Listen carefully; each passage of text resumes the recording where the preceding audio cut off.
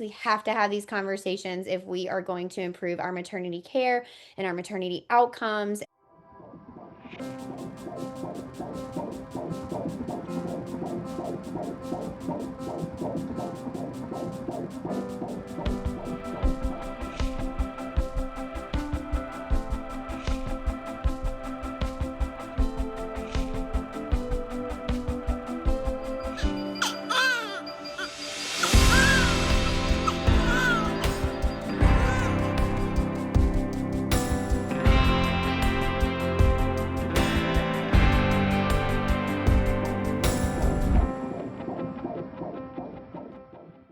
Hello, and welcome back to another episode of the Birth Lounge podcast.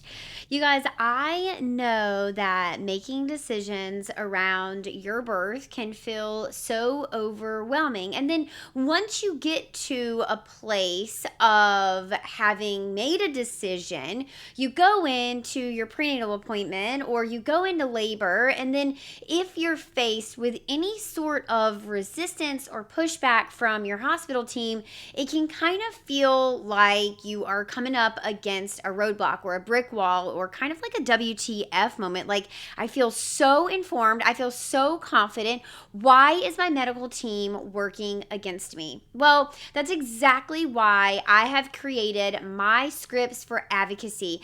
This is a guide that is jam-packed with the most common objections from your OB that you're going to face in late pregnancy and in labor. It's going to cover things like 39-week induction, late-term ultrasounds, various interventions, how do you decline things that don't feel aligned to you, and then how do you truly advocate for the things that you do want. Consent is not a form or a piece of paper that should be shoved in your face. It's a question. It's a full-blown discussion. It's fluid, and not only can you give it freely, but you can take it away just as easily. You know what I always say, if you don't have the freedom to either say yes or no, then it's not true informed consent. That would be called coerced consent. I want you to be overly prepared to advocate for yourself. I want you to be overly confident in saying no. I want you to be overly informed about the options that you can request and the discussions that you can have with your healthcare team as your pregnancy progresses and as you labor with your baby. Why? Well, because I know that this is the number one crucial key factor in helping you avoid birth trauma and having a birth that leaves you feeling empowered and inspired, not broken and bruised. Understanding what your options are is one thing, but knowing how to actually achieve them and stand strong in the face of adversity, resistance, and even medical manipulation while you're trying to have your baby is the key. This guide is completely free, and like I say, it is jam-packed with the most common objections that you're gonna face from your OB. You can download this guide at thebirthlounge.com/scripts-4-advocacy. Again, that's thebirthlounge.com/scripts-4-advocacy. I absolutely cannot wait to help you have the birth of your dreams, and I'm so committed to helping you achieve the birth that you've always dreamed of. Grab my free guide at thebirthlounge.com/scripts-4-advocacy. Hello, welcome back. Alexis here again today to do another intro for you. Today's episode is one that asks you to think a little deeper about the system you're walking into. Today, HeHe is joined by Bronx-based doula and Bridge Directory founder Emilie Rodriguez for a candid conversation about what's not working in U.S. maternity care and why avoiding these conversations only keeps things the same. Together, they talk about the realities behind doula certification, what true informed consent actually looks like, and how racism continues to shape outcomes in birth spaces. This conversation also explores why doulas were never meant to carry the weight of fixing systemic issues and what real accountability and change could look like moving forward. If you care about autonomy, equity, and better outcomes in birth, this is one for you to listen to all the way through. Enjoy! Emilie, welcome to the show. Thank you so much. I'm so honored to be here and to sit with you and talk shop. No, truly, the honor is mine. And I was telling you before we started recording that I've been wanting you to join me on this show. And, you had mentioned like maybe we don't talk about the bigger issues. And I'm like, no, we have to. These are the conversations that we need. And I specifically said, I didn't create this podcast to make people comfortable. I actually created it for the opposite. I want to lean into those uncomfortable conversations. I want to lean in to the spaces that are considered taboo or those dark corners that everybody shies away from. I'm ready to take my broom and knock off those cobwebs and say, let's shine some light here because what we've got going on in maternity care in the US is not working. We are hurting people, we're harming women. People are dying in a natural event like childbirth, and it is not getting better despite our efforts. That's arguably not even, true because we've got so much going on in our country that seems like we're taking so many steps backwards when it comes to maternal health and maternity care in general. But for positivity, let's say we are taking steps to improve things, they're really not improving. And so I am so tired of being complacent in a system. I'm so tired of having people say, like, Shh, you shouldn't say that. You shouldn't talk about it. It's like we have to have these conversations. And if we don't, things are going to continue to get worse. And I'm just not willing to be part of that. So thank you for being here. And I'm just really excited for this conversation, even though I know it's going to be uncomfortable. I know you're going to make me sweat. I know you're going to make me feel things. I know that our listeners are going to be like, holy moly, these women are really going at it. It's true, and I want that. I want us to all start to have these hard conversations so that we can really improve maternity care in our country. And I think a good place for us to start is something that I feel very strongly about, and that is doula certification.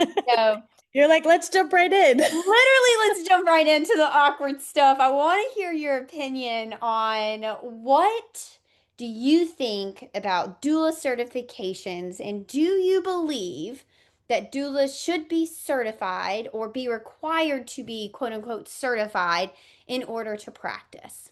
Yeah. So first I want to say yes to uncomfortable conversations, yes to stretching. I was also asking whether or not we wanted to talk about that because I'm like, we could also kiki it, you know, just center our joy in how we're surviving because we're also tired, Yeah, like, yeah. and a lot is going on in the world. And so I appreciate you creating a platform for all the things.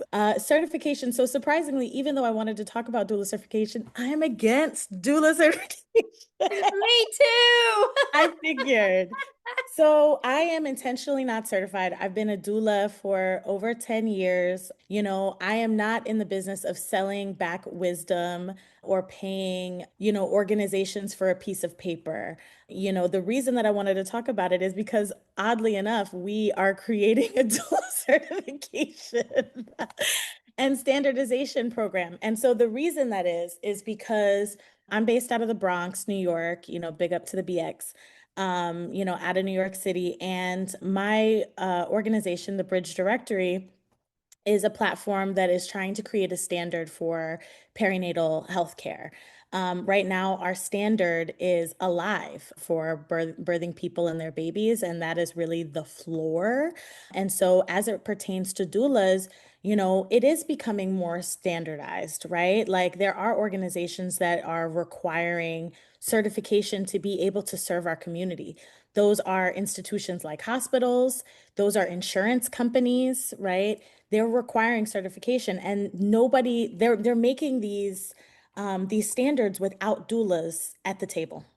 And so, we're led by a council of elders, a community nominated council of elders, and they were like, Emilie, we got to do it. We got to create a lifetime certification to make certification accessible for those that want it. So, without denouncing traditional pathways, without denouncing people that choose to not be certified, we wanted to create a platform for people that did want to access Medicaid in their state, that did want to work within the institution itself on the labor and delivery floor. And we wanted to do that while also creating a standard. Like, what does it mean to be a bridge certified doula? But I could say that as an uncertified doula that is also against certification. Amen. And that concludes church, everyone. We'll see you next Sunday. I love that so much. So, I too have been a doula for 10 years, intentionally not certified.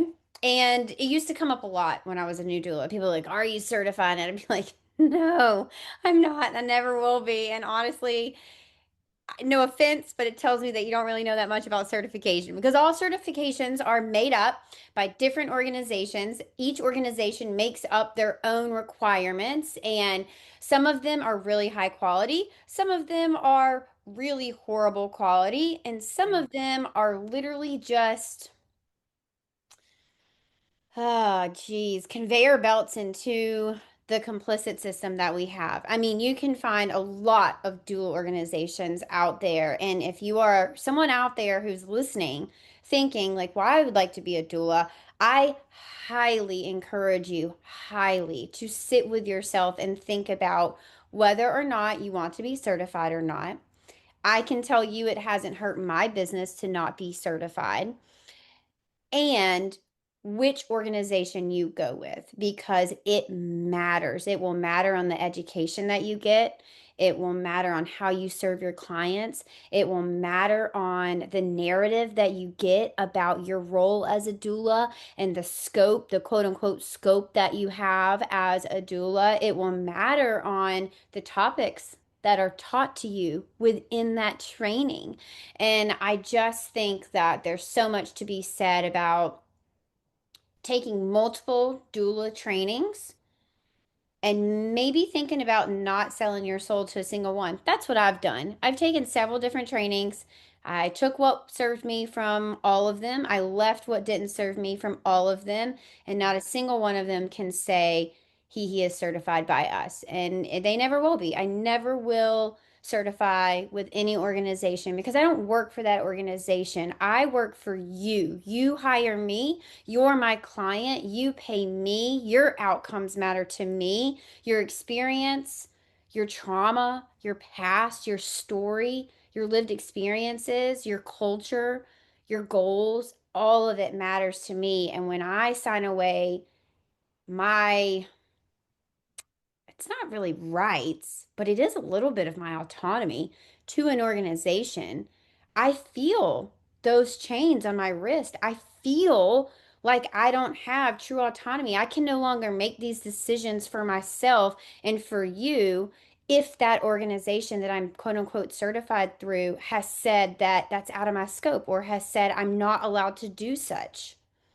It's a really privileged perspective for an organization to say, this is out of your scope because we all wear lots of hats, right? I've been a home birth midwifery assistant. I've been to nursing school. I practiced veterinary medicine for 9 years. I've been a doula for 10 years. I'm a medical anthropologist. You don't know my scope, and I'm a Black woman. And so, like teaching people how to read their blood pressures, or catching babies when in a car.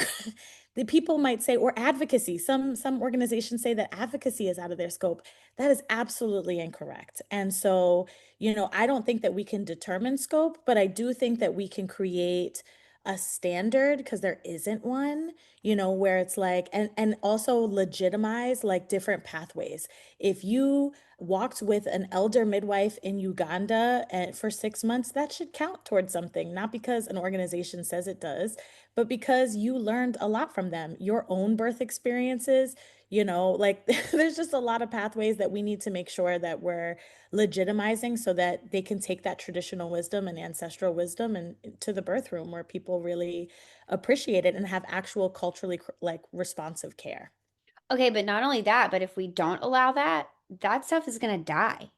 It's going to die away with the skills that we've already seen die away because the hospital system has basically outed it. Tell us a little bit more about these traditional pathways that you're talking about. I'm unfamiliar, so I assume that a lot of my listeners are as well. I don't think that they actually die. And I just mean like your culture's wisdom as it relates to birth and postpartum. So, one of the things that we do at the Bridge is research. So, we're a platform on the front end so that families can find perinatal providers of color.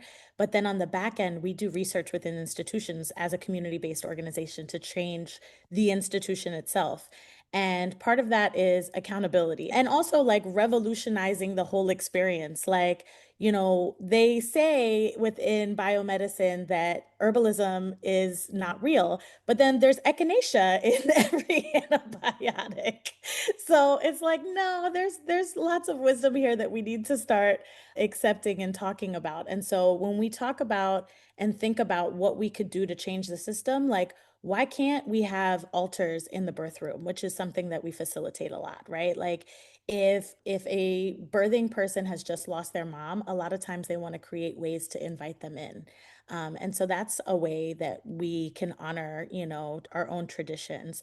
Or we have a lot of clients that like what want to belly bind or do an herbal bath postpartum. So you might get from your provider like no baths, right? Like because it's kind of like how we say in veterinary medicine prior, like no chocolate, but it's actually dark chocolate that dogs are allergic to. But they say no chocolate because they don't trust us to make our own decisions.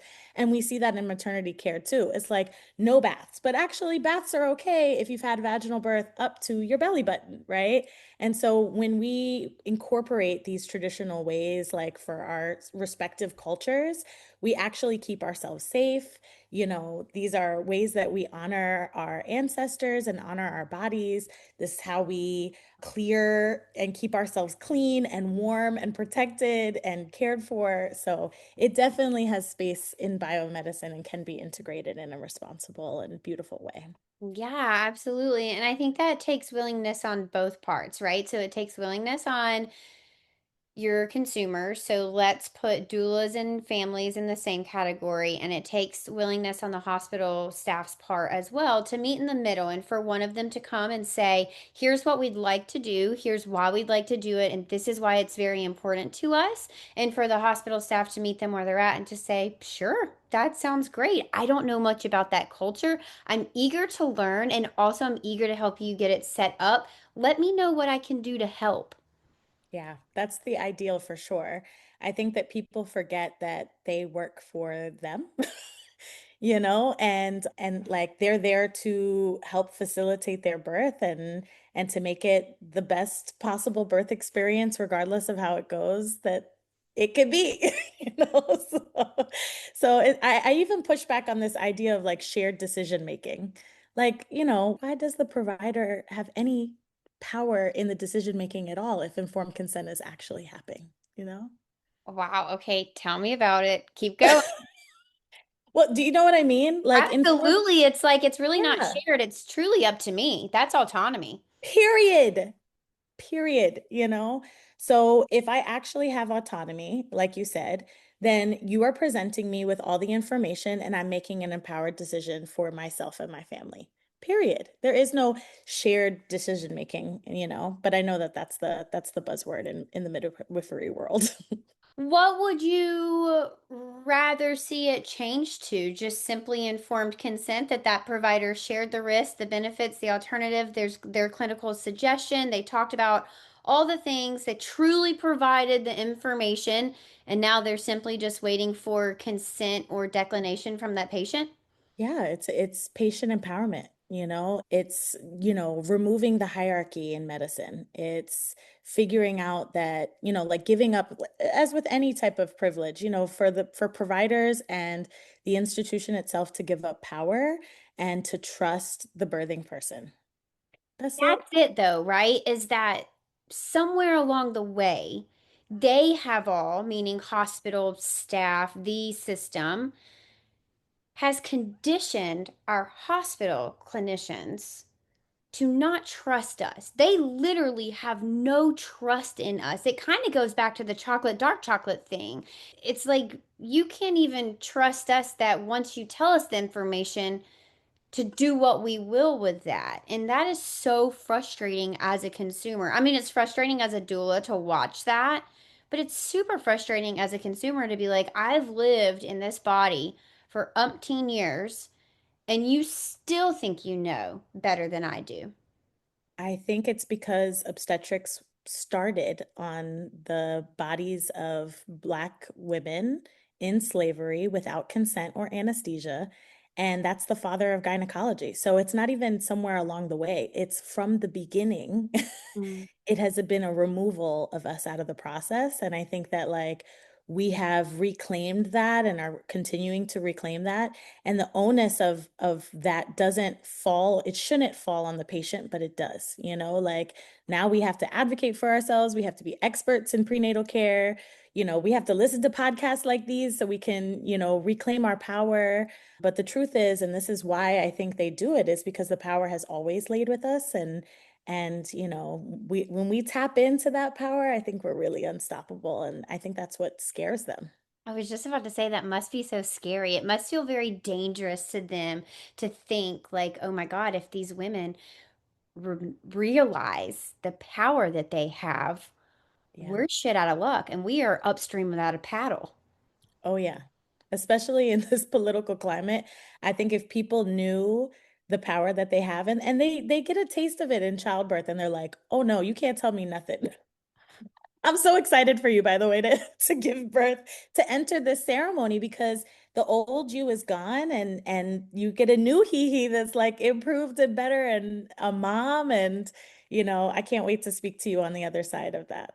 Oh my gosh. Okay, we can't go down that path because I will definitely cry. I'm really excited to meet that version of myself. And I have done a lot of learning through this process. I feel like I came into it with a lot of privilege because I have done this work for 10 years. I was privy to knowledge that people don't get. I was connected to humans and organizations that your average everyday person is not connected to. And I had access to information and education that I think a lot of people could spend all 9 months trying to gather and they still wouldn't have enough time to do it. So I do feel very lucky and privileged in that way. But I also am just really excited to meet me on the other end of this too. Okay, so along the same lines of certification, Yeah. what do you think about OBGYNs who want to create certifications for doulas? Yeah, you know I'm against it. Well, my thought is like, why the hell would an OBGYN want to certify doulas unless it was for control? It has to all be derived out of control. Well, I am going to push back on that a little bit, Please do. Yeah. because I have some friend OBGYNs that just hit me up recently about wanting Okay. to create this on their L&D floors. I think that they see that their patients need care, that there's Mhm. holes in the system that they're exacerbated by as well, right? Even though we see obstetricians as part of the institution, and they also are exhausted and trying to create change just inside. You know, the good ones. So, like, you know, there's good and bad doulas and good and bad midwives and good and bad obstetricians. And so I think their desires sometimes can come from a place of wanting doulas on the floor to help their patients. But the problem is, as you know, it's really important for doulas to remain autonomous and independent and not beholden to the policies of the hospital. And so I think that, you know, while that's a good idea, I think they should be partnering with the community-based organizations that are already doing the work. So I think that's where I stand too, is any OBGYN who wants to create a certification that is created by them, led by them, controlled by them, probably has some nefarious roots.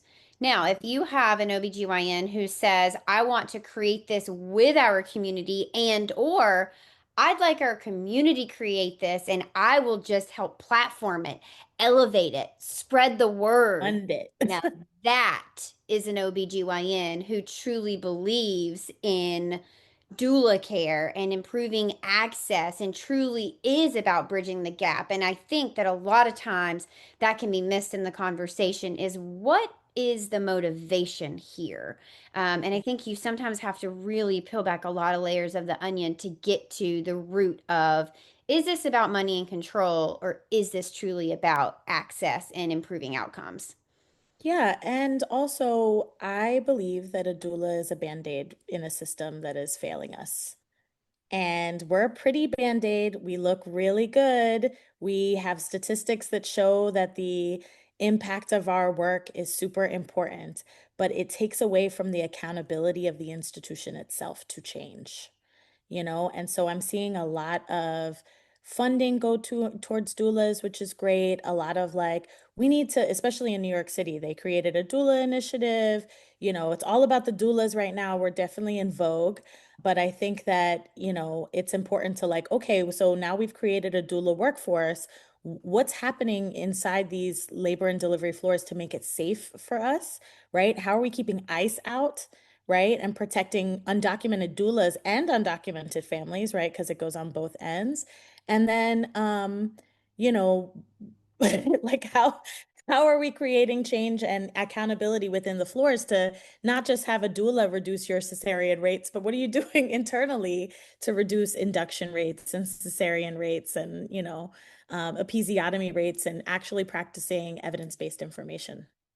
So, in your ideal world, would it not have doulas because there wouldn't be a need for us, or would we be playing the role of truly, simply birth support, and that advocacy piece wouldn't really be necessary because the hospital system would be this trustworthy system that we could go in and they weren't taking advantage of us, and we didn't have to advocate because we knew that they were already acting on our behalf on an individualized level, not on this cookie cutter conveyor belt level.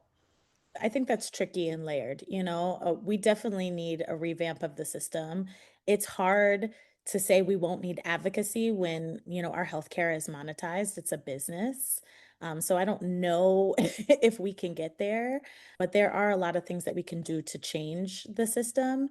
Doulas, you know, it's tricky because we're trying to do sacred work, you know, in a capitalist system. So we need to be able to charge to be able to pay our bills, but also, you know, we shouldn't we shouldn't have to. A doula before was your mother, your abuelita, your neighbor, your sister friend, your, you know, like who knew about birth. And so I think that it's twofold. It's the institution itself and the system changing, but also our community realizing more about our bodies and about our options, and being able to reclaim that power that we were speaking about and know more about it. Like I would love for doulas to be obsolete because your mother and you and your friend all know everything that I know, you know?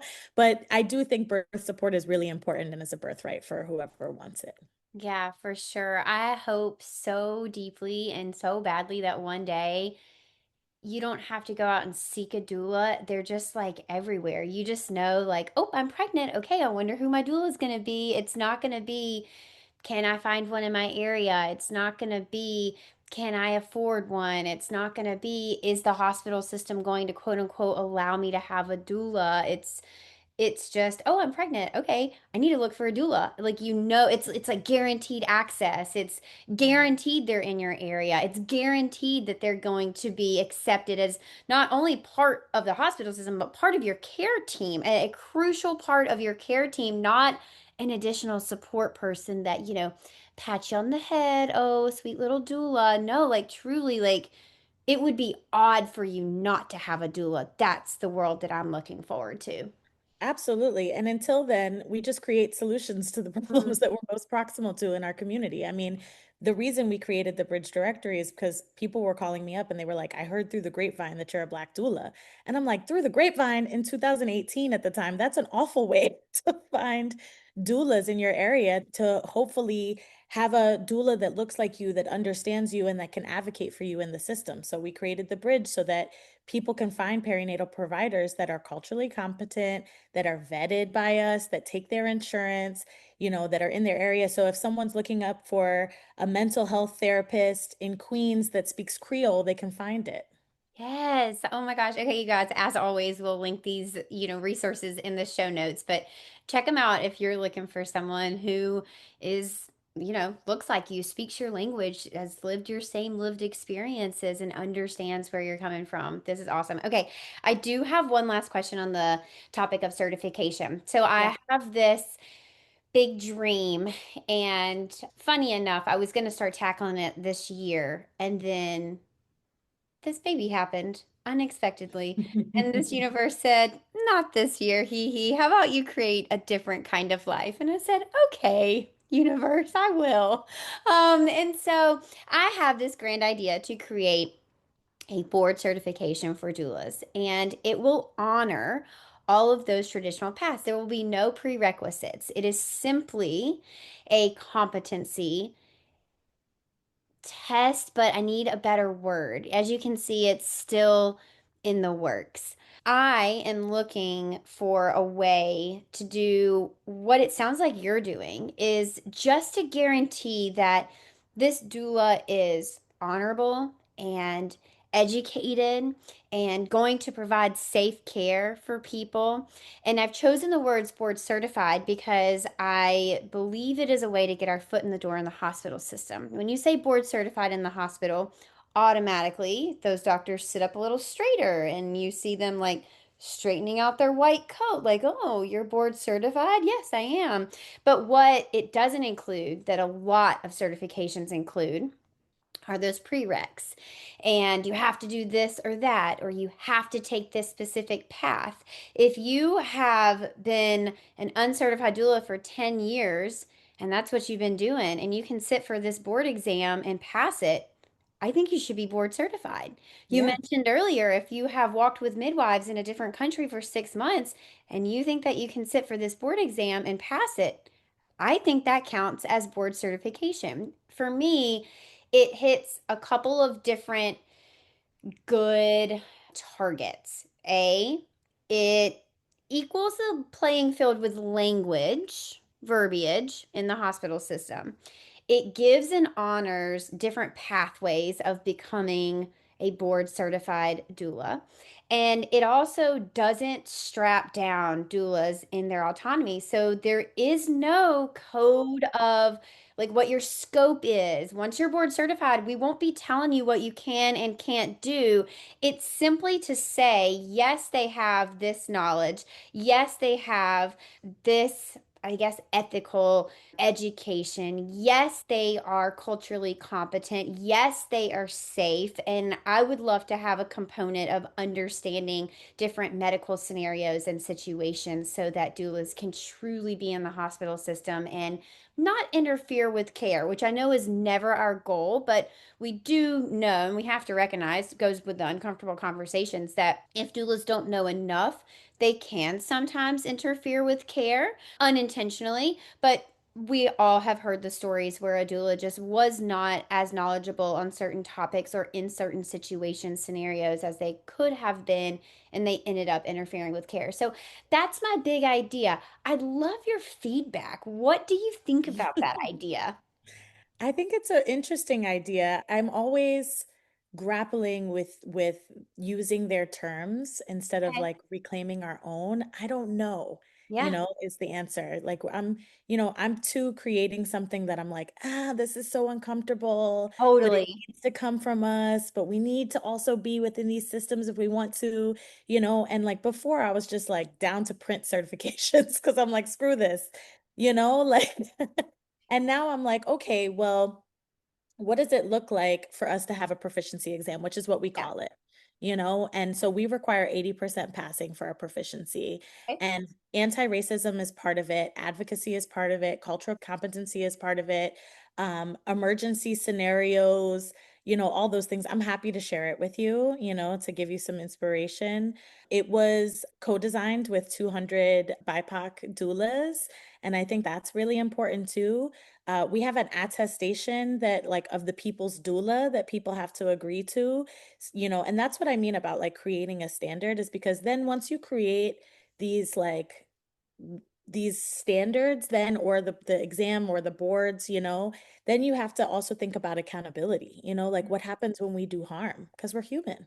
Yeah. right? And we're learning. Like, but there isn't any current like methods of like, oh, you know what? I screwed up. And I have as a doula in 10 years, like I judged people, missed births, like I messed up. And what does it look like? I don't think everyone is taught like what to do in those situations, how to make it right, how to apologize, how to fix harm.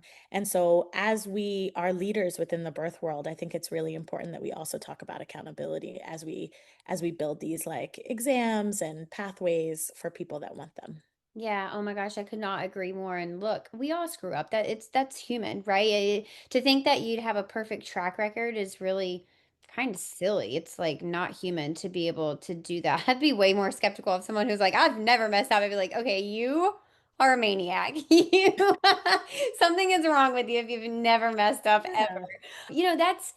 That's the beautiful part of growth for me. And I've lived it as a doula. I've lived it now as a business owner who has employees and mentors other doulas. And it's just part of the human experience to mess up. But I really wholeheartedly agree with you of like, now where do you go from there? And sometimes you can't fix it. Sometimes the mistake is the mistake, and the only thing you can do is say, I'm sorry. There's nothing I can do to take that back. There's nothing I can do to fix that. And I'm really sorry that I let you down, that I said that I harmed you unintentionally, that I didn't realize the impact of my actions. I'm super sorry and I'm sorry. Yeah, this is why I think community is so important Mm. because there's an African proverb that the eyes see everything but themselves. I think that person that like doesn't know that they have done harm or thinks that they have a perfect track record isn't able to see themselves, or maybe even their client doesn't see some harm that they have done. And it's important for community to be like, hey, Em, like, you know what? I saw how you reacted in that birth or that thing that you said. And I think you have like a sensitivity there that you need to go to therapy about or to sit in or some, that previous birth that you went to that traumatic thing happened. I think you brought it here. It's really important that like we're not doing this work in silos, that we are with community and that they love us enough to hold us accountable to be better, and to sit in our shit and to own it and to continue to work on ourselves so that we can sit in ceremony with other people. And that takes a level of self-love. That takes a level of saying, I love myself enough and I love this work enough and I respect my community and the people that I serve that I'm going to look in the mirror. And that's really hard to do. I Yeah. laugh because I just sat in therapy last week and my therapist was like, HeHe, not everyone does this work. And I was like, well, that's a shame. Everyone can do this work. And she was like, they can't, HeHe. Not everyone is to a place where you are that they're willing to sit with their own flaws. And I was like, I just don't believe that. I think that they can. I think they're making a choice not to. And she said, maybe they are making a choice not to. But not everyone has the ability to truly sit and be open to that. It takes a level of self-love and emotional intelligence and willingness to be raw and get feedback about yourself, which is very uncomfortable. I would agree. I do think they have the capacity. However, I don't know if they should be doulas. Mm, Because if you can't sit in the fire, then how do you expect to guide someone else to? wow. How many people out there are listening being like, oh shit, Emilie, that's me? You're not ready, and that's okay. You have some more work to do, Yeah. But like, I can't tell you, like, walk into it, go through the door, like, say yes to your baby. I can't do that if I'm not willing to say yes to myself. Yeah. Yeah. And I think you bring up a good point about like, we are impacted by births that we attend over the years. We're going to have our own trauma. I think there's this recent light being brought to like, our medical staff is experiencing trauma, and they are for sure. I'm not saying that they're not, Yeah. but we also have our own traumas. And so, if you're not willing to face that, if you're not willing to get therapy for the traumatic things that you've seen and or experience, especially if your own birth trauma brought you to this work, you're not ready to stand in this space. because you cannot bring that trauma into another birth room. It has to be checked at the door, or you're going to be perpetuating harm, which is the very idea that we all stand against as doulas. That's right. And we bring a lot of stuff, to the birth room too, like our fight with our partner, our bad mood, we're on our cycle. I've spoken in public about like miscarrying at a birth, like we all have our own stuff, but like we have to be able to recognize like I need to step away or I need to go clear my energy, I need to wrap my head. And I think that's the problem with these 3-day doula trainings is like they're not adequately preparing you for doula work. Like it takes time and mentorship. And so, it's important that people find those programs that do offer that.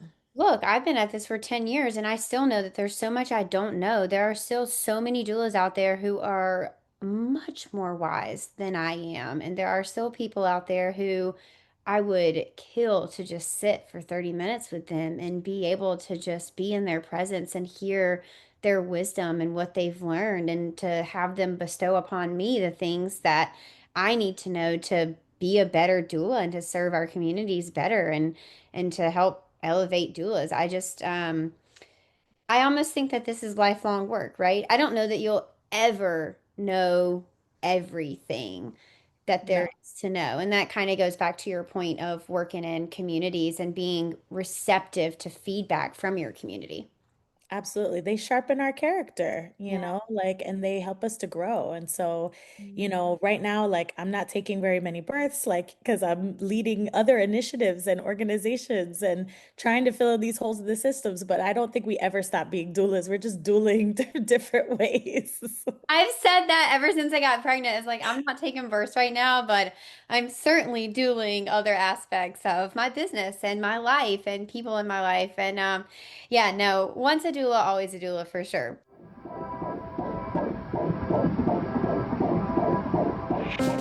Want to know something absolutely disgusting? Did you know that most coffee on the market is filled with mold and toxins that can drain your energy and stress out your adrenals?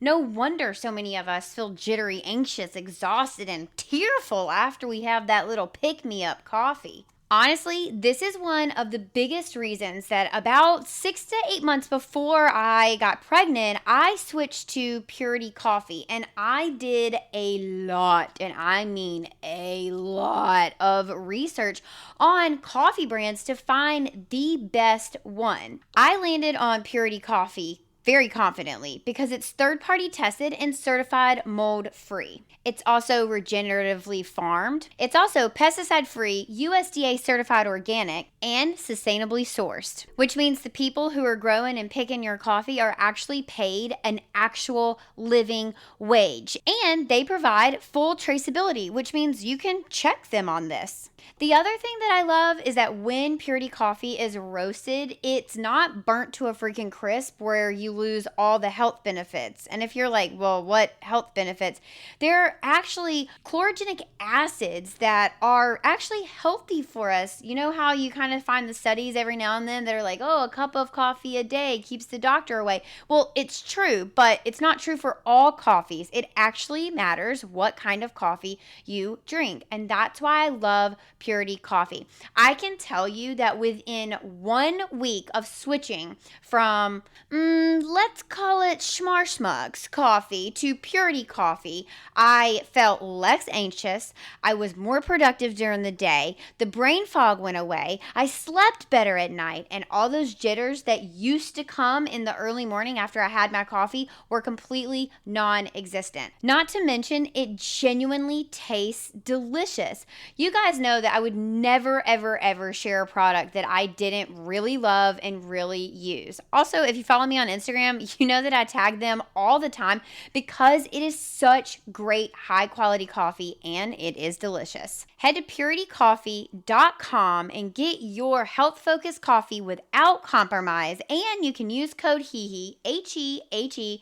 to save some money. Oh, and if you're looking for what I drink, I love the Ease. It's my favorite. I drink it every single day, and I also have Flow for the days that I feel like I might not necessarily need a whole dark roast. Oh, and one one other thing. Not only do they have whole bean coffee that you can grind up and use in a regular coffee pot, but they also have pods too, which is what I use in my Keurig every single morning. One more time, head to puritycoffee.com, use code HeHe at checkout, that's HeHe, and get your best coffee now that's completely mold free and actually going to help you have health benefits. Cheers!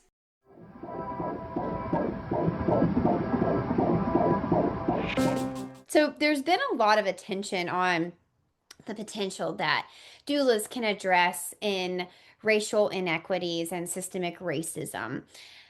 I would love to know your take on this because earlier you called doulas a band-aid, and I'm wondering if placing the weight of fixing systemic racism and these inequities that exist in our healthcare system is really putting too much pressure and unachievable expectations on doulas. Is it borderline unethical to ask a doula to do that? Yeah, it's the easy solution to, hey, Black and brown doulas, can you fix racism for us? Like, so let me get this straight. So, like, we're in a system that was never created for us. Birthing, like when 84% of deaths are preventable, right? We're afraid to whether or not we're going to be listened to. We need to hire a doula out of our own pocket to advocate for us, but it's also up to us to create the solutions. Like here I am also creating solutions. So like, it's BS. I'm calling it out as BS. It's not realistic or fair. But I think I'm balancing like this is where we are today, especially right now under this Trump administration. And also, I think that the responsibility really lies on the system itself to change. And that's part of what we do within our research is like going into institutions and training in a bi-directional way. So we're actually teaching anti-racism within the hospitals. Okay, so what does it mean to actually be an anti-racist doula? Because, we always hear like it's not enough to just like not be a racist. Like you have to be anti-racist. So what does that actually mean for anyone out there who's like, well, I don't see color and like, oh, I'm not a racist. Like, I would serve all my clients the same. My instincts are like, well, you should see color because your black clients are going to be treated very differently than your white clients are. And like, you can't treat everybody the same. Your white clients automatically are encountering much less racism, maybe even none, but much less pushback, much less my gosh, demeaning language, obstetrical violence, being sloughed off and not listened to than your black clients. So, like, you have to see color. If you don't see color, that's kind of a problem. It's a huge problem. I think the first part is, seeing that there is a problem. And when people say that they're colorblind, that's exactly what they're saying is that there isn't a problem. And I think that they're trying to absolve themselves of responsibility in that, like, oh, well, slavery was so long ago. And they don't quite understand that, like, slavery still exists in the United States. And that's a whole other conversation. But also, like, every single institution was created on the back of racism. Our educational system is racist. Our, healthcare system is racist. Like at medicine, like there's lots of literature out there that you could look at that shows, every single institution in the United States is problematic in this way. And it trickles down into lots of different things. And I think we know that in birth, it doesn't matter how much education you have, how much money you have, how much access you have, that if you are Black, the underlying, thing, you will be treated that way, like Beyonce almost died. Serena Williams almost died. She wasn't listened to. Like, so we know it's not about money. We know it's not about education. Like, these are proven facts. So I think addressing it as a problem and then taking a reproductive justice approach to really address the issue is like, let me get you with a doula that understands, like instead of trying to and maybe the second part is examining your savior complex, like, are you able to take care of Black and brown families? Like, are you in a place to understand them, or do they have to do more work to explain to you what they're going through or what their fears are? Like, if you don't believe that advocacy is a part of your scope of practice as a doula, please don't take Black and brown patients. Yeah. So it's really important that we understand how also it plays out about whether or not we're heard, whether, what kind of care we're able to get, like insurance, like uh, just the structural mechanisms at play, that also overlap. We look at poverty, we look at access, all that boils down to racism. Yeah. Let me speak to our white doulas out there for just a second because this is something I started to do many years ago, actually. But when we interview with a family of color, I always ask them if they're sure they want to be hired by us. And I think that probably when I said that, a lot of you are like, well, why would you turn down the money? Of course they signed up for a discovery call with you. And it's not that I don't think I can serve them. I just want to make sure that they didn't only find me. I want to make sure that they know, and I am lucky that we're positioned in Boston. So I'm not the only doula in our area, and I'm not the only doula for a 4 hour radius, right? I do have access to doulas of color in our area, in our immediate area. I just want to double check that they know that there are other options out there. And if I'm not the best fit for them, I want them to A, know that, and B, I will help them get connected with other doulas. If they're sure that they want to hire us, then we'll absolutely serve them to the best of our abilities for sure. And I'm very upfront with our team is all young white women. So we've done the work that we've done and we're always continuing to do more work and we're more than open to learning, but there'll certainly be deficits of where we fall short because we're white and we just can't possibly know what it's like to be a person of color. And so if you are someone who does have access to a community that has doulas of color, I really encourage you to get to know those people and to put them on your list and to help elevate their voices when you find a family that might be better suited for them. I know that feels very uncomfortable as saleswomen. I know that when you're running a business, you're like wanting to cling to every single dollar, but at the end of the day, we didn't get into this work to make money, you guys. We got into it to serve our community and to make sure that we're improving outcomes. And we know that the outcomes are improved when you have a doula that looks like you and understands your lived experience and understands your culture and all of that. So I just wanted to kind of put that out there. And now I have kind of an awkward question for you, Emilie, because on that same note, Yeah. and I talked to you about this at the beginning, as a white woman, I don't feel like an expert in this situation, in this topic. I don't even feel like it's something I would really be equipped to teach people on. But what that does do is leave me then putting the work on you and saying, well, Emilie, will you teach this? Will you come and educate? Let me connect you with Emilie, putting more work on you.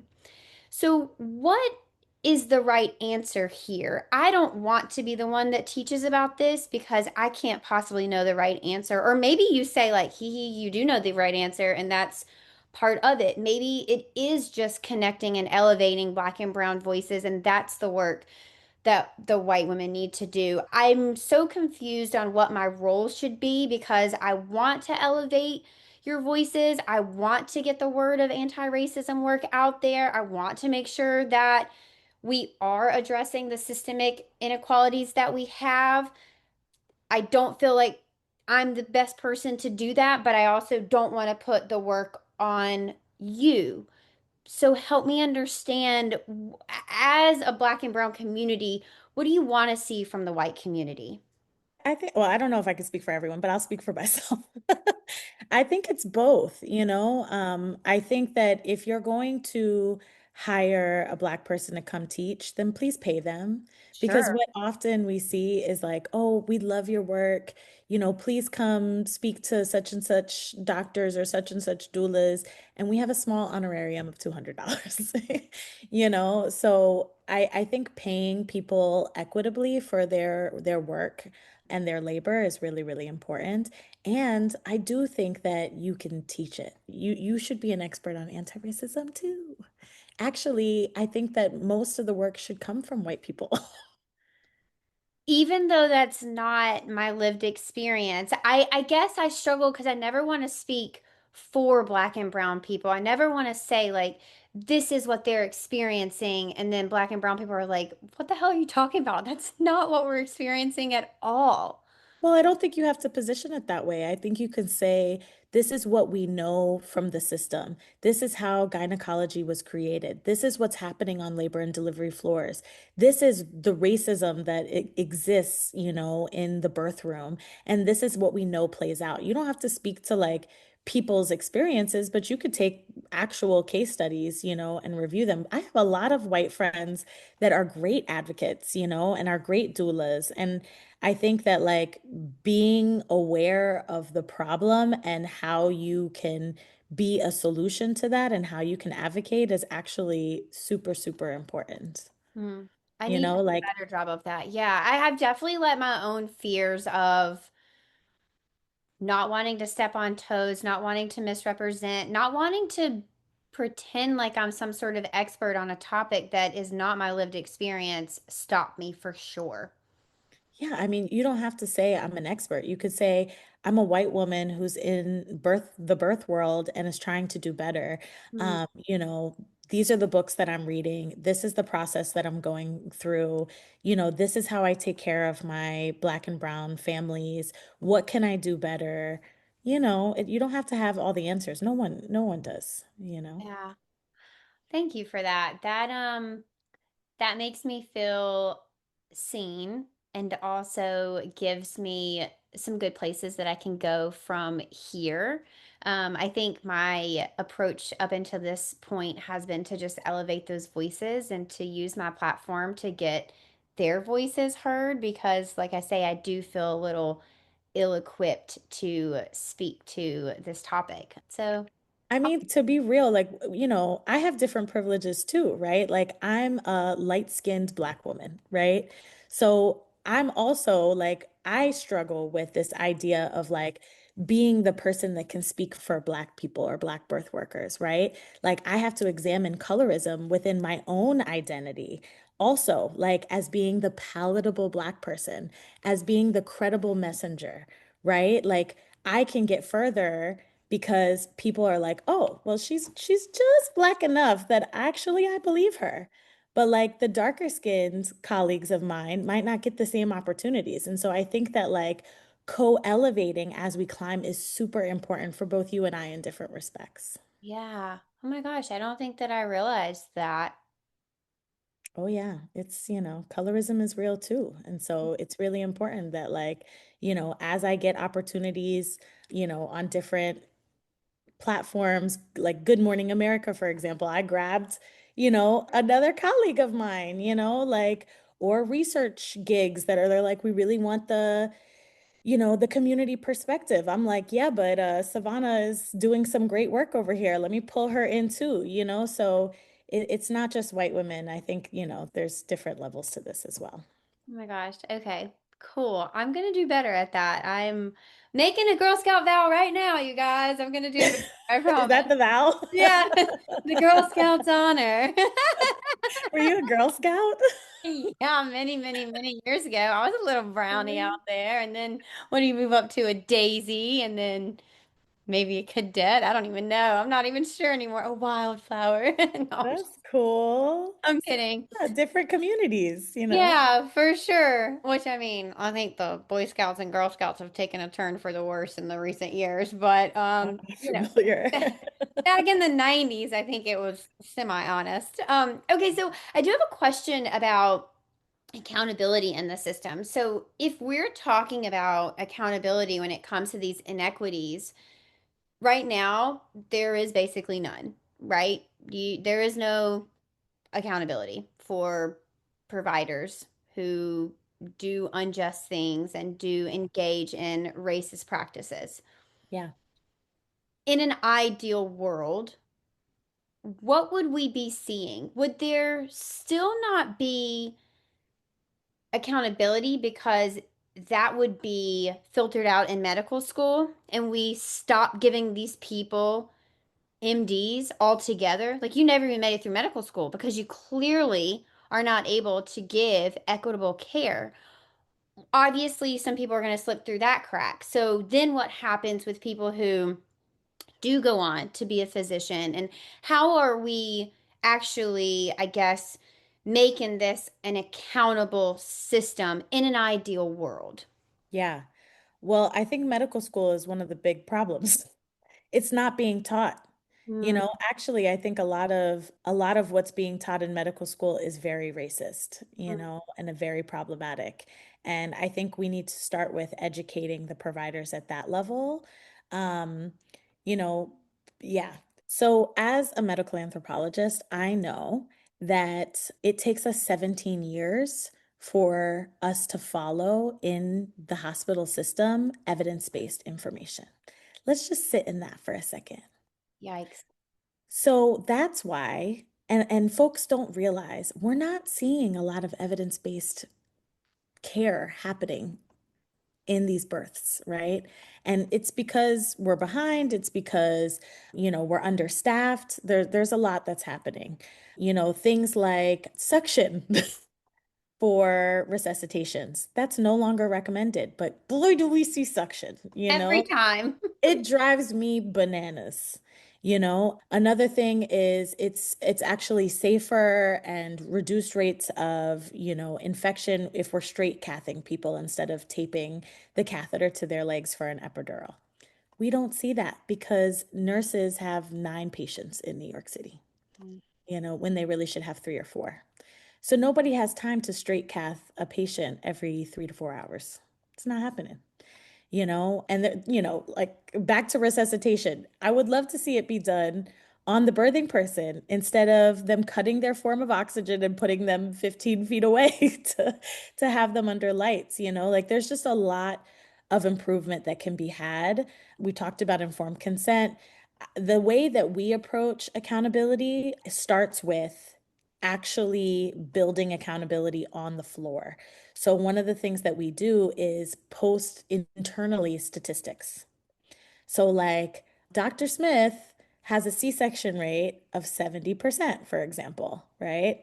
But everybody else's C-section rate is 36%. Well, first, let's talk about how C-section rate should be 10 to 15%, right? And then what's going on with Dr. Smith that and does everybody know? Because the only people that are really knowing what's going on in the birth room are the provider, their nursing staff, the doula, if they have one, and that's it. So like I think accountability starts on that level, like no shame, just like what's going on? Why are your induction rates so high? Why are you doing episiotomies? Those aren't recommended anymore. So I think piece by piece, this isn't my ideal world, but I know that was your question. What's my ideal world? But I think that that's a first step to be able to recognize that there is a problem. And I think when we're doing the everyday run of the mill, hospitals in New York City are seeing about 1,000 births each a year. That's a lot. And, it becomes repetitive. And then I think also, like, I've been surprised working with institutions on the amount of people in power that actually wants things to change. I've always looked at it like, screw this hospital. They're doing awful things. I hate it here. I won't go there. I never have good birth experiences, but let me tell you, that's where we're doing research right now, Huh. and the people in power are like, this is bad. Help us change it. And I've been shocked, and they're like, let's put you at the same level of us. Let's give you power and let's figure out, how we can make this better. So even though outwardly facing, it might look really bad in the birth room, I've been really encouraged and grounded in the fact that like there are people on the inside that are also fighting for the same thing.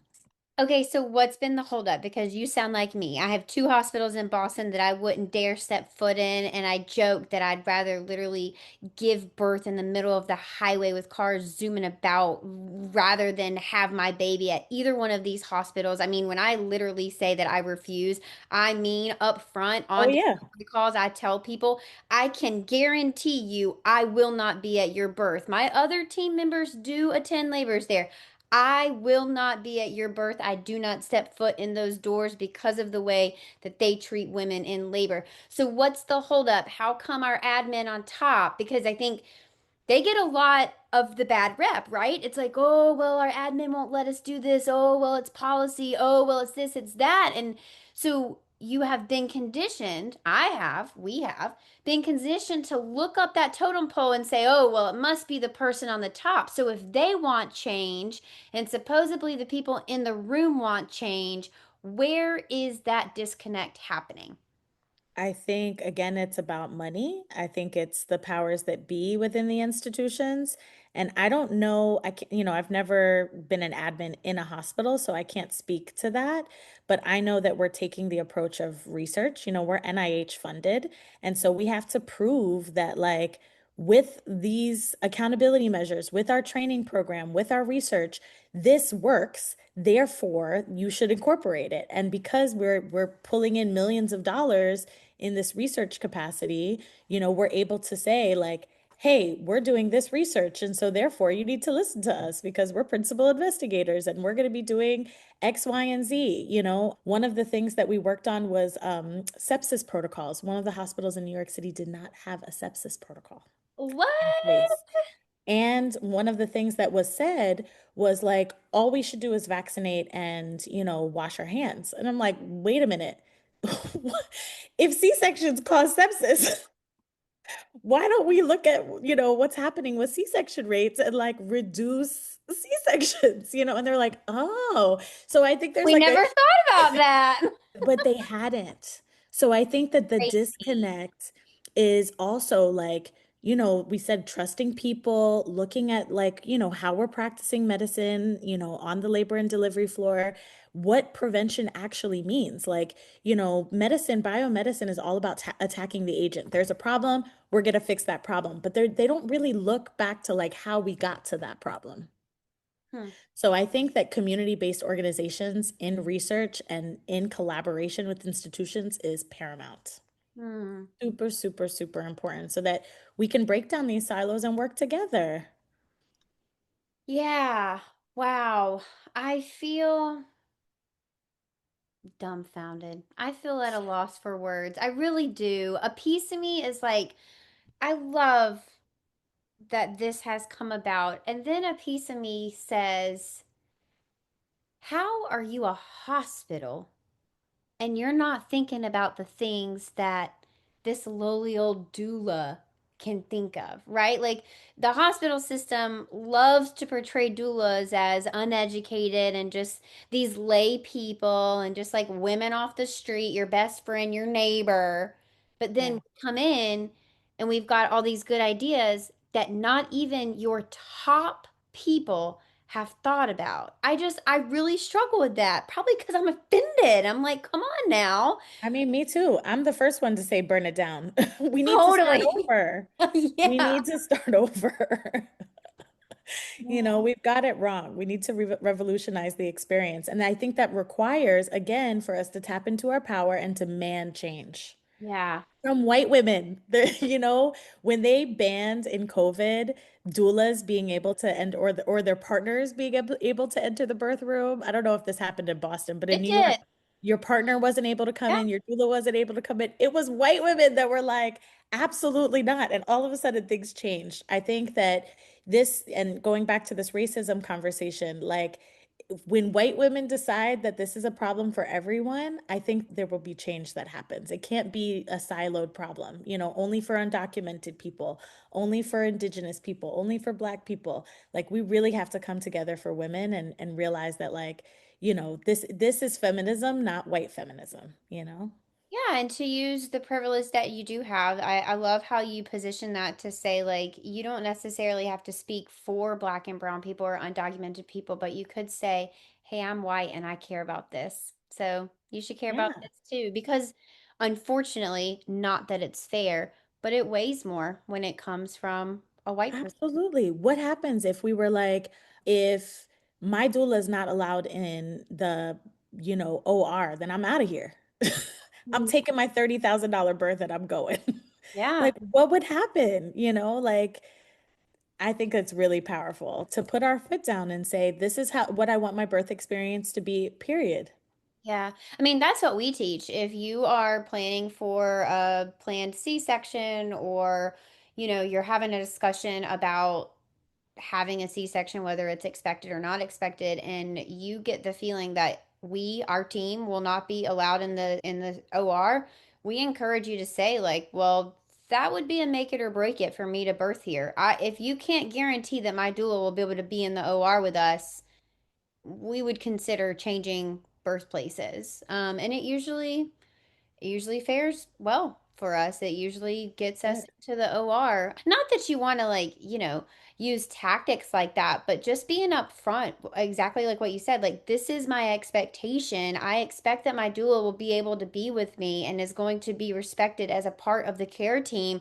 And if that's not going to be part of this hospital experience, I have a preference to find a different facility that will honor that preference and they will allow my doula to be in the OR. So it's not said as a threat, it's just said as an expectation and that you understand you have other options. So will the hospital work with you on making sure that you're getting that individualized care, regardless of whether they traditionally let doulas back in the OR or they don't? Yeah, in New York City, we're really behind. We have to advocate to get in triage. We have to advocate What? to get in PACU. We have to advocate to be in recovery. Like, unless they know you, you're not getting in the room, and especially not OR. Like, I've been in the OR once in 10 years. Really? Really? Wow. Oh, Emily, that breaks my heart for Oh, you as yeah. a doula, but more so for your clients, just having to experience the OR without the one familiar face. Well, I guess they probably have their partner, but the one familiar face that they have handpicked to be with them during this experience, and you were not allowed to be back there. Yeah, it's crazy. We Mm, have a long ways to go, for sure. yeah, we really do. Okay, so I guess that leads me to my very last question, which is, if you have a client or not a client, just a listener, a consumer, a mom, a birthing person who is experiencing racism or they feel like their provider is treating them differently based on their skin color or their culture or a language barrier, whatever it may be, maybe their documentation status. What are your tips for these people? What should they do? Where do they report this? And then where do they go next? It's a tricky question. Yeah, especially in a country that has so many maternity care deserts, and we know that sometimes you literally don't have the option to change providers. Yeah. Well, one, we are creating a packet at Ashe to be able, it's like a doula guide for people that don't have doulas. It's going to be like $20 to be able to access all the information that we know. And I think that's really important, well, for everybody, but specifically for folks that might not have access to that information and, don't know where to go, because I think pregnancy can be really overwhelming and you don't know whether or not to listen to your chat GPT or Dr. Google or your doctor, and all the millions of books that people are reading. And so I think that having that resource is really important. I think that finding a provider is ideal that will listen to you, but also getting a doula if you can to help advocate. You do have the power to fire anyone during pregnancy, and postpartum that you want. And I think that's super important to know, even though people don't like to do that, it's an option and it can be as loving as you want it to be. It doesn't have to be dramatic. Just, thank you so much. I'd prefer to see another doctor or nurse. And I think that normalizing these conversations. I think everybody should be talking about what happens if I'm not listened to in labor. What happens if I'm discriminated against? What happens? The one time that I've been kicked out of the room was in Harlem for speaking French, and so it absolutely happens. They said that they understood English. You should not be speaking French in the birth room. And I'm like, they're from Senegal. They're speaking to me in French. They also understand English, and I was kicked out of the room for it. And so it absolutely happens in language discrimination, like you said. ICE can now enter the birth room. It's no longer a safe space in New York City.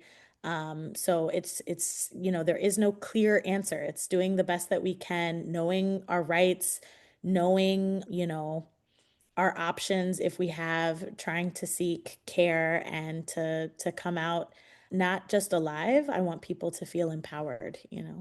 Yeah. Oh my God, you guys, I don't know if it's the pregnancy hormones or what, but I just literally could not imagine trying to have a baby and have ice burst into my room and totally just hijack that situation. That is so, It's insane. We have clients that are trying to schedule C-sections so that their babies are American citizens before it's revoked. Their realities that are happening right now before the Trump administration and now, that have been exacerbated as a result are just wild, very, very, very frustrating and sad. yeah, it is very sad, especially, and I say this all the time, but in a system that is meant to keep us safe, when it actively does harm, it just hits that much harder, right? Yeah. It's a system that we're taught that we can trust. And when you do trust it and it harms you, it's just devastating. Yeah, and I think there's levels of harm, like there's we're not always talking about death. We're also talking about like microaggressions of like your partner is trying to advocate for you, but is a Black man and is seen as threatening and it's called security on. Or I had a client that, the birthing person had to go under general anesthesia for an emergency, and they told the husband that he couldn't hold his kid because he was wearing street clothes, like really making up, and called him baby daddy, like all the, like so it's on levels, and I think it's important that we call things out when they're wrong, and we stand grounded in what's correct, and we can do the best we can to advocate for ourselves and our families that we serve. Oh my gosh. Well, you are such a wealth of knowledge. You are such a joy to be around and to learn from. And I appreciate you sharing your wisdom with us. And I appreciate you having these hard conversations. And maybe nothing I asked was uncomfortable for you, but No. I certainly felt uncomfortable in a couple of these places in this conversation, but I appreciate you being willing to go there with me and to help educate me and to hold this space as someone who is still learning. And I'll always be learning about anti-racism work. And I want to commend you on the work that you're doing and all of your endeavors. And thank you so much for sharing this space with me in maternity care, not just this podcast episode, but in maternity care to help truly move the needle forward in a meaningful way, more than just like, oh, we're looking at stats and oh, we're trying to do better. No, like really on the ground, getting our boots dirty, really moving that needle. It's truly an honor to share this space with you, and I really appreciate you. If people wanted to connect with you, learn from you, get into the Bridge Network, get certified through your certification, how do they do all of that? Yes, so you can find me on LinkedIn under Emilie Rodriguez. The Bridge directory is for New York City and New York State right now, but we are growing to a national platform eventually. It's like little by little. We also have a nonprofit arm called the Bridge Community Foundation that pays for people's birth and postpartum doula services, that pays for their lactation visits, their home birth midwifery care, amongst other things. So you can absolutely donate there as well. And then our certification program is going to be open to anyone, not just doulas of color, but any doula at all that wants to walk with us, to be in community with us, and get that piece of paper to be able to take insurance. I'm so honored to be able to speak with you and be on this platform and to get to know you a little bit more, HeHe. Thank you so much for inviting me. Oh my my gosh, of course. Thanks for sharing your wisdom with my people. I appreciate it. Listeners, I hope that you got as much as I did out of this conversation. If you are a listener of color, I hope that you feel heard and seen. I hope that you know that I will always fall short. I'm never trying to be perfect, you guys. I know that's impossible, but I am doing the work and I'm committed to always doing better. And I promise you, I am going to do that. I will always elevate the voices that need to be elevated. And I'm always here to hear you, which I think is so often missed in the healthcare system that we have. If you are a white person listening out there, be with me. Come sit in your uncomfortableness. I'm uncomfortable too. This can be a really uncomfortable conversation, but the bottom line is we have to have these conversations if we are going to improve our maternity care and our maternity outcomes. And if we're truly going to improve the outcomes for everybody, it really does mean sitting in front of that mirror and thinking about where have I done harm? Where can I do better? What do I need to do to help move that needle forward? So I appreciate everyone being here. I appreciate you sticking through those uncomfortable conversations. I appreciate you sticking around even when I ask the awkward questions. And I will see all of y'all in the next episode. Be sure to follow Emilie on social media, and you can find me at Tranquility by HeHe and at the.birth.lounge. Until next time, head to your app store and download the Birth Lounge app for evidence-based childbirth education and data-driven postpartum support delivered straight to your phone. Bye. Thank you so much for tuning in today. I love hanging out with you, and it is an honor to be your go-to gal when it comes to preparing for your baby. If you've enjoyed today's episode, please leave a 5-star review and tell others why they should be listening to the Birth Lounge podcast too. You deserve to have a birth that you love with a provider that values your autonomy and respects informed consent without all the trauma that you so commonly hear about on social media. New episodes air every Wednesday and Friday. Hit that follow button so you never miss an episode. I'm HeHe, and this is the Birth Lounge Podcast.